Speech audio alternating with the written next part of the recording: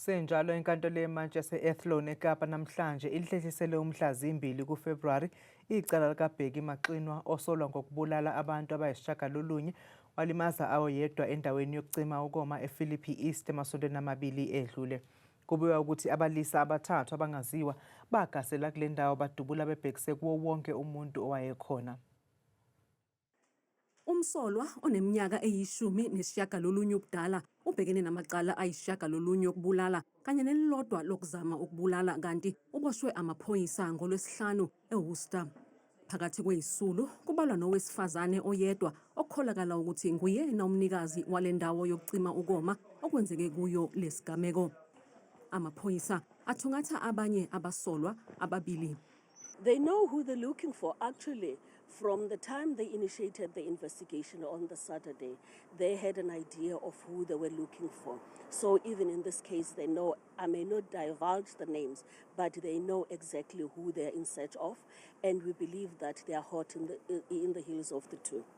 Kusenjalo KwaZulu-Natal libuyele enkantolo ephakeme yaseThekwini icala lokuphehla ibhelu ngonyaka u-2021 owayengumholi wophiko lwentsha lweqembu iMK Party uBonginkosi Khanyile. Nangu umfanekiso owaqoshwa kwenye yezinkundla zokuxhumana uKhanyile abephekwa ngawo namhlanje enkantolo. Lo mfanekiso yiwona owaholela ekuboshweni kwakhe futhi nyakenye ngesikhathi evele enkantolo ngecala lokuphehla ibhelu ngonyaka u-2021. The ballot of MK, they removed President Zuma as the president and our face of the campaign and try to take our rights, which is enshrined in chapter 12 of the Constitution. Currently, what relations in South Africa? uKhanyile uthi usamile ekutheni ukhetho lukazwelonke ngo-2024 lwalungeke lube khona ukube owayengumengameli wakuleli uJacob Zuma wasuswa ekubeni umholi weqembu iMK ohlwini lokuvota iballot.